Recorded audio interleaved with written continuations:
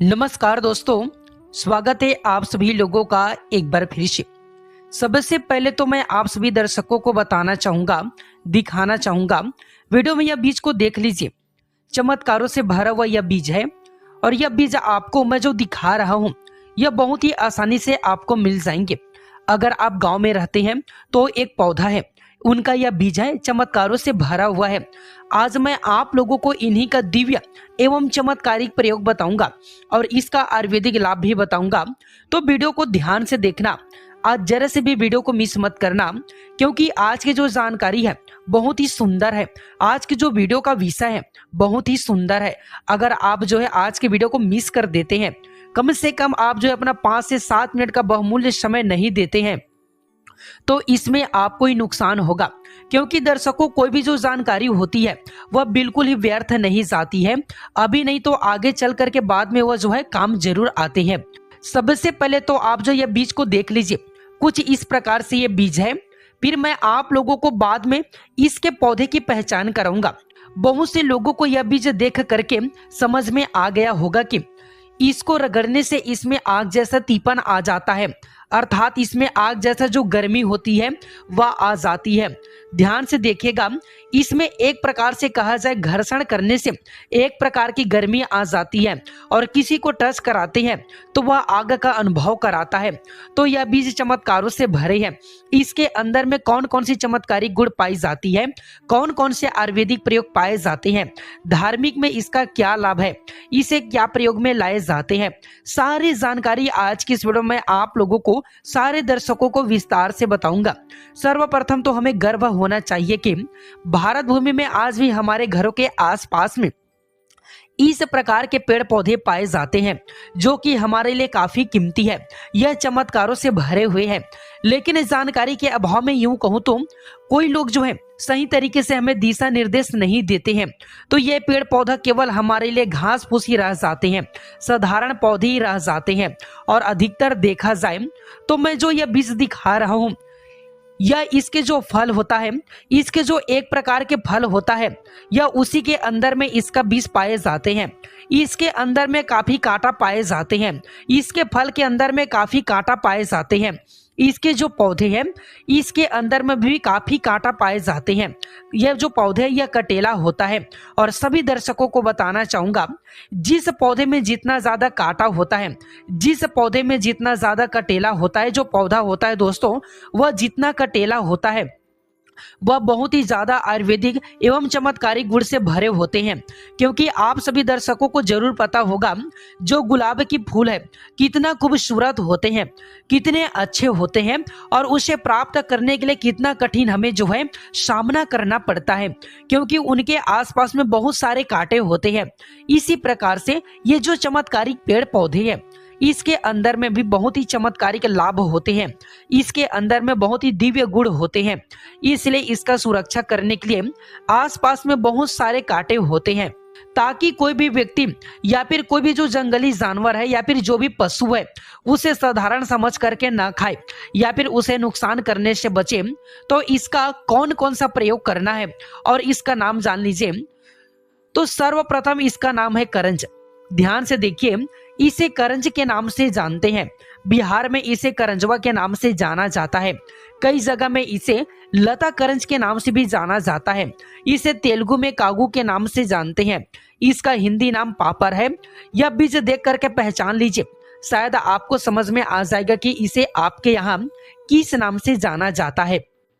दोस्तों, सर्वप्रथम तो इसका आयुर्वेदिक लाभ बताऊंगा, फिर इसका मैं जो है दिव्य एवं चमत्कारिक प्रयोग बताऊंगा और इसका धार्मिक लाभ भी बताऊंगा।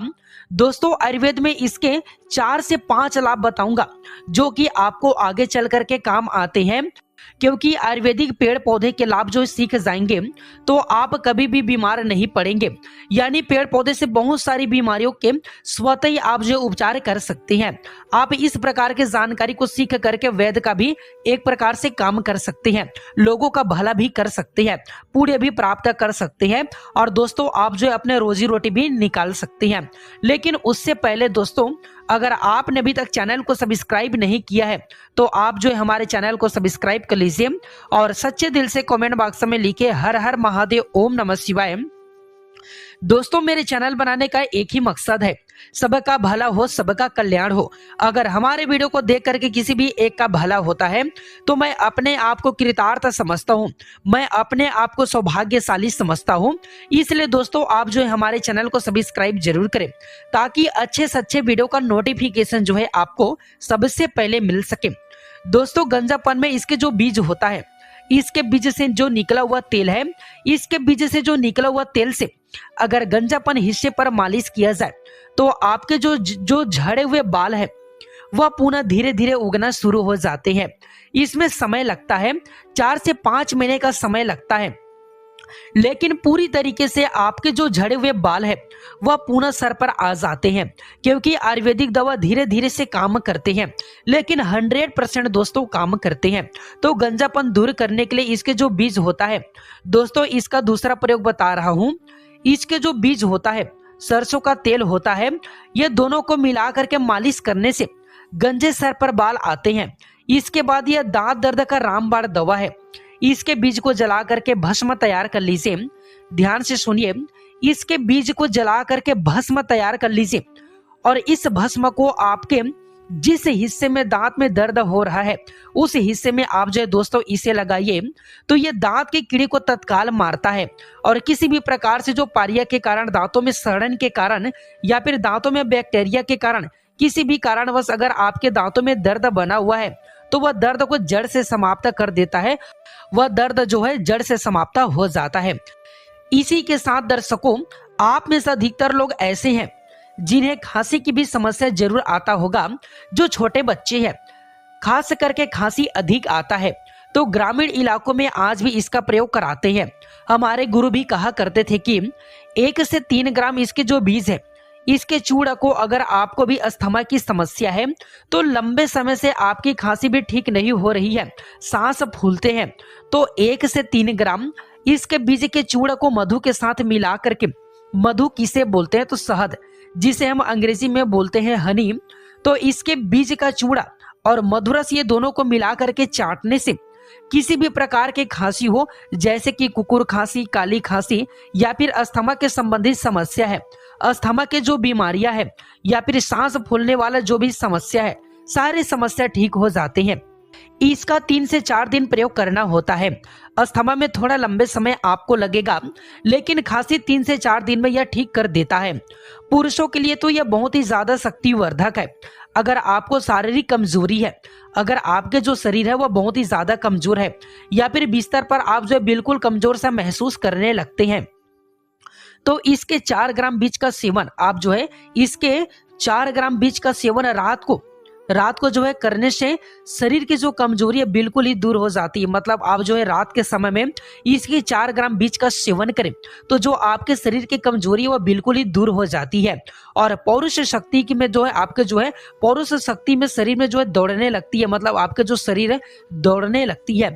दोस्तों इसके बाद अगर आपको भूख नहीं लगते है, आप में से अधिकतर ऐसे लोग हैं जिन्हें भूख नहीं लगते होंगे या फिर पेट में दर्द बना होता है, ध्यान से सुनिएगा, किसी भी प्रकार के अगर आपके पेट में दर्द हो रहे हो तो इसके 1 से 2 ग्राम इसके फल, इसके जो फल है, इसके 1 से 2 ग्राम इसके फल को आपको भून लेना है। आपको इसे आग में जला लेना है, भून लेना है और जितने मात्रा में आप जो इसका चूड़ा ले रहे हो, जैसे कि आप जो जितने मात्रा में इसके जो बीज का चूड़ा ले रहे हो, जैसे कि 2 ग्राम इसकी चूड़ा ले रहे हो तो आप जो है 1 से 2 ग्राम आपको सेंधा नमक लेना है, उतनी मात्रा में आपको जो है सेंधा नमक लेना है और इसे मिला करके आपको जो है खाना है। दोस्तों दोनों को मिला करके खाना है तो किसी भी प्रकार के आपके पेट में जो दर्द हो रहा है, जैसे कि कृमि के कारण पेट में दर्द हो रहा है या फिर किसी भी समस्या के कारण आपके पेट में दर्द हो रहा हो, गैस बनते हो, तो बिल्कुल ही आपके पेट में होने वाले जो दर्द की समस्या है वह समाप्त हो जाती है। तो ये थे इसके कुछ आयुर्वेदिक प्रयोग। दोस्तों इसके और भी बहुत सारे आयुर्वेदिक लाभ हैं। बवासीर, गले का खराश, गठिया का जो दर्द हो रहा है वह भी इससे ठीक हो जाता है। कभी इसके बारे में मैं आप सभी को विस्तार से बताऊंगा। दोस्तों चलिए अब मैं आप लोगों को इसका धार्मिक प्रयोग बता देता हूं।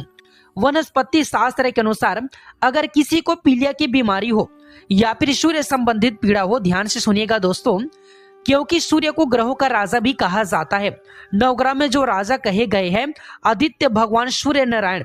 तो इसके पंचांग से इसके जो पंचांग होता है, इसके पंचांग को नहाने के पानी में डाल दीजिए, उबाल लीजिए। अब इसके पंचांग को जैसे पीलिया की बीमारी हो या फिर सूर्य पीड़ा इस तरह हो, पीलिया की बीमारी हो या फिर सूर्य पीड़ा इस तरह हो, सूर्य पीड़ा में चर्म की बीमारी भी आती है, तो केवल 3 दिन आपको रविवार बुधवार के दिन में केवल 3 बार आपको नहलाना है। कैसे भी किसी भी प्रकार के जो चर्म संबंधित बीमारी हो, पीलिया को रोग भी जो है, पीलिया के जो रोग है इसे भी जो है ठीक कर देते हैं। या फिर आप 3 बुधवार नहा लो या फिर आप जो है दोस्तों 3 रविवार तक नहा लो। कैसे भी चर्म संबंधित बीमारी हो वह समाप्त हो जाता है।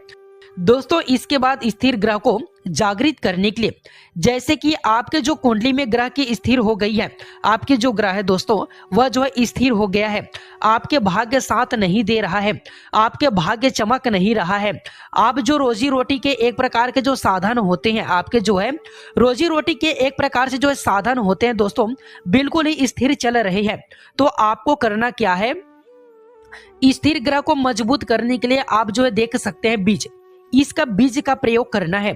इसके किसी भी प्रकार के बीज का प्रयोग करना है। आपको अंगूठे के भांति या फिर गले में लॉकेट के भांति आपको इसे पहनना है। मतलब आप जो इसके बीज को पहनना है, बिल्कुल आप लॉकेट के भांति चांदी में बनवा करके धारण कर सकते हैं। बहुत ही आसानी से यह बन जाते हैं, तो बहुत ही लाभ देते हैं। आपके ग्रह को जो है, जो ग्रह आपके कहा जाए आपको नुकसान पहुंचाते हैं या फिर जो ग्रह आपके स्थिर है, जागृत अवस्था में उसे जगाने का काम करते हैं, मजबूती प्रदान करते हैं। दोस्तों यह भी कहा जाता है माला बना करके इसे पहनने से नजर दोष नहीं लगते हैं। आज भी छोटे बच्चे को बहुत जगह पर आपने देखा होगा, छोटे बच्चे को इसके माला बना करके पहनाते हैं। इसके जड़ जो है नजर दोष नहीं लगने देता है। इसके माला सिद्धियों के लिए भी लोग बनाते हैं, जैसे कि जो साधु संत महात्मा लोग हैं अधिकतर इसके माला पहने हुए हैं। तांत्रिक लोगों को भी आपने देखा होगा, तो इसके माला बना करके धारण करने से सिद्धि की प्राप्ति होती है। कभी इसके बारे में मैं आप सभी को विस्तार से बताऊंगी कौन सी सिद्धि की प्राप्ति होती है। दोस्तों इसके बीज घर के वास्तु को भी मजबूत करने का काम करते हैं। इसके बीज को अगर आप जो अपने जमीन में या फिर घर में, जैसे आप वास्तु मानते हैं, जो लोग जो है वास्तु मानते हैं उनके लिए बता रहा हूं, क्योंकि वास्तु घर के मजबूत होते हैं तो हमारे घर में धन दौलत का आगमन भी होता है। तो इसके 5 बीज को लाल कपड़े में बांध करके आप अपने घर के उत्तर दिशा में रखते हैं, तो इससे आपके घर के वास्तु मजबूत होते हैं। इसी के साथ आपके घर में धन का आगमन का साधन भी खुलते हैं। आपके घर में तेजी से धन आते हैं, सभी मार्ग से धन आना शुरू हो जाते हैं। आप चाहते हो तो इसके बीज को जो है आप जो है जमीन में या फिर आप जो अपने घर में दबा करके रख सकते हैं, या फिर घर के मुख्य द्वार पर जो है आप जो है दोस्तों वहां पर इसके 5 बीज को लाल कपड़े में बांध करके आप जो इसे रख सकते हैं। तो यह घर को जो है पूर्ण रूप से सुरक्षा प्रदान करते हैं। आपके घर में जो है वास्तु कमजोर हो उसे यह प्रबल कर देता है, अर्थात आपके जो वास्तु कमजोर है, जो आपको नुकसान करे उसे इस प्रकार से प्रबल करेंगे कि आपको फायदा पहुंचाना शुरू हो जाएगा। इसी के साथ यह आपके घर के सुरक्षा को कवच की तरह बढ़ाते हैं, जिससे दूसरे व्यक्ति को बुरी नजर नहीं लगती है। दोस्तों आशा करता हूं हमारे द्वारा बताई गई जानकारी आपको जरूर पसंद आया होगा। वीडियो पसंद आया तो वीडियो को लाइक कीजिए, चैनल को सब्सक्राइब कर लीजिए और सच्चे दिल से कमेंट बॉक्स में लिखिए हर हर महादेव, ओम नमः शिवाय। मिलते हैं दोस्तों अगले वीडियो में एक नए और फ्रेश जानकारी के साथ। वीडियो देखने के लिए आप सभी का बहुत बहुत धन्यवाद।